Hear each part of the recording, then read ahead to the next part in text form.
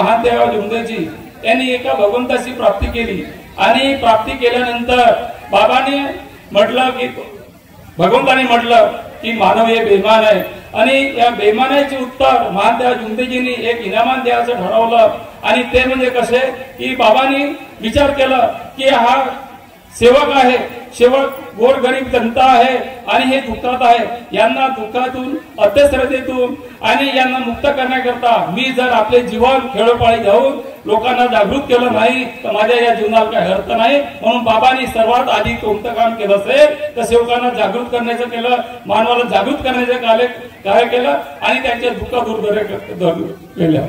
तर पहा आणि दुःख दूर का बाबांनी पहिलंच मानवाला बेईमान म्हटलं। बेईमानाचे उत्तर जर इनामान देवाचे असेल तर कोणत्या मानवाकडून पैसे न घेता निष्काम मानव क्षेत्राने बाबांनी कार्य केलं आणि बाबाचे एक साधे विचार साधी राणी उच्च विचार होते। बाबा खेळोपाळी गेले, त्यांनी आपल्या जीवाची पर्वा केली नाही आणि कोणतेही रस्ते असतील खाचार बंडीने जाऊन आपल्या मार्गाबद्दल माहिती दिली आणि त्यावेळेस 1950 पासून बाबा हे फिरत होते आणि सेवकांना जोडण्याचे कार्य करीत होते। त्यावेळेस रस्ते बरोबर नव्हते तरी पण बाबांनी वेळेची किंवा कोणत्याही सीजनची विचार न करता ते गेले आणि आपल्याला जागृत केलं। म्हणून आपण आणि या मार्गावर सेवकांना जे अनुभव आले ते सेवक जुळल्यामुळे आले आणि आपल्या सेवकाचे दुःख दूर झाले आणि आपण सुखी समाधानी झालो आणि सुखी समाधानी झाल्यानंतर बाबांनी आपल्याला सकाळची विनंती आणि सायंकाळची प्रार्थना दिली।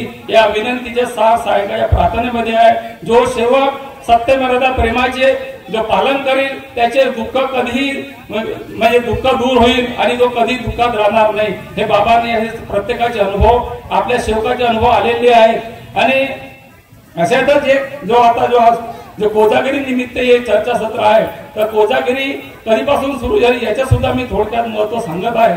तर बाबांनी सेवकांना जोडण्याचे कार्य केले आणि असेच एक सेवक बाबूरावजी माटे हे बाबाचे सेवक होते, ते बाबाकडे गेले आणि त्यांनी म्हटलं की बाबा मला आपल्या कृपेने मला म्हस घ्यायची आहे, परंतु ती म्हस मला अशी पाहिजे की जवळपास 8 ते 9 लिटर दूध देणारी पाहिजे। तर बाबा म्हणाले ठीक आहे, मी तुझ्यासोबत बाजारात येईल, परंतु मी म्हणेन ते म्हस तुला घ्यावा लागेल, तर हे शब्द पाळत असतील तर मी येईल। त्यांना म्हटलं ठीक आहे, त्या सेवकाने शब्द दिला। मग ते काय केले, बाजारात गेले। आता बाजारात गेल्यानंतर चांगल्या एखाद्या म्हशी होत्या तर यांना घ्यायची चांगली म्हस होती। तर बाबांनी पाहिलं, सेवकांनी पाहिलं, परंतु सेवकाच्या मनात काही ती भरत नव्हती। बाबांनी एक अशी म्हस निवडली की तिच्याकडे जे पाहिलं तसं वाटत होता की ही 1 ते 2 लिटर दूध देईल आणि मरकटली म्हस आहे। पण त्यांना बाबाच्या आदेशाचे पालन करायचं होतं, सेवकाच्या मनात नव्हतं। गजाननजी माटे म्हणजे बाबूरावजी माटे यांच्या मनात, पण बाबाचे आदेश घ्यावा लागेल। बाबांनी म्हटलं की तुला म्हस हीच घ्यावा लागेल। तर ठीक आहे बाबा म्हणा।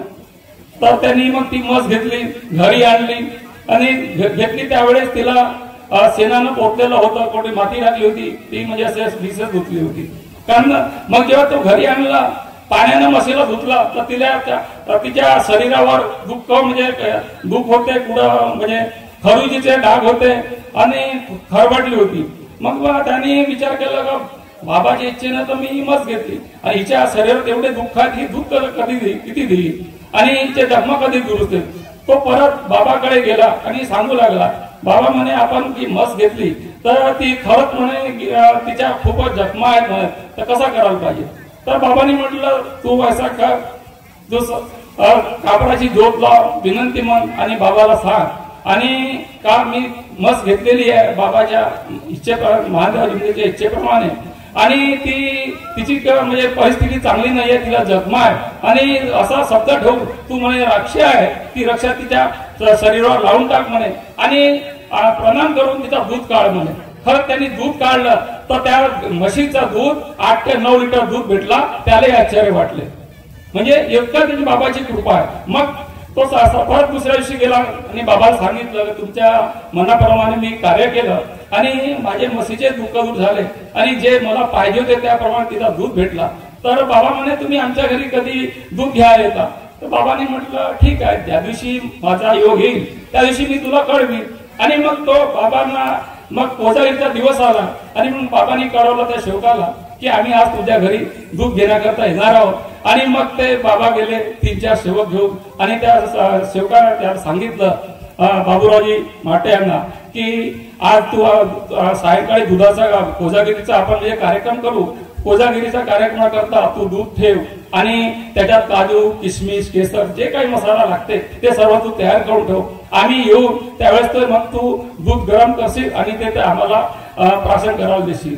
आणि पण दूध घ्यायच्या आधी या प्राशन करायच्या आधी आपण एका भगवंताची चर्चा बैठक घेऊन, आपण कोजागिरीला महत्व देत नाही तर चर्चा बैठकाला देतो, म्हणून कोजागिरीच्या आधी चर्चा बैठक एका भगवंताची व्हायला पाहिजे आणि त्या मार्गाविषयी चर्चा व्हायला पाहिजे, तर आपल्या मार्गाचा प्रचार आणि प्रसार होईल। आणि हा उद्देश ठेवून बाबांनी कोजागिरी सुरू केली आणि मग चर्चा बैठक झाल्यानंतर सर्वांनी दूध प्राशन केलं आणि अशा प्रकारे मग प्राशन झाल्यानंतर मग सेवकाने विचारले, बाबा म्हणे आपल्याला कोजागिरी करता येईल का? नक्की करता येईल म्हणे, परंतु कोजागिरीच्या आधी चर्चा बैठक होणे हे महत्वाचं आहे, म्हणून ही कोजागिरीच्या निमित्ताने हे चर्चा बैठक आहे। आणि चर्चा बैठकीला जर आपण सेवक आलो तर सेवकाचे अनुभव मिळतात आणि अनुभव पण आपल्याला एक चांगला मार्ग मिळते आणि आपले दुःख दूर होतात। आपले मुलाच्या सुद्धा जे अनेक व्यसन असते ते व्यसन मुक्ती पण मुलाची झालेली होते आणि सर्व प्रकारचे दुःख दूर होण्याचे मार्ग म्हणजे सेवक जोडण्याचा मार्ग आहे। आणि हा मार्ग जो फुकटात दिलेला आहे याचं सर्वांनी पालन करावं। 4 तत्व 3 शब्द नियमाचे जो सेवक पालन करेल तर त्याच्या कुटुंबात कधी दुःख येणार नाही, बाबांनी दाखवून दिलेला आहे। आणि प्रत्येक सेवकाचे अनुभव आहे, माझे अनुभव आहे, सर्वांचे अनुभव आहे। एवढे बोलतो आणि आज दिलेल्या वेळेनुसार मी इथेच थांबतो। सर्वांना माझे नमस्कार।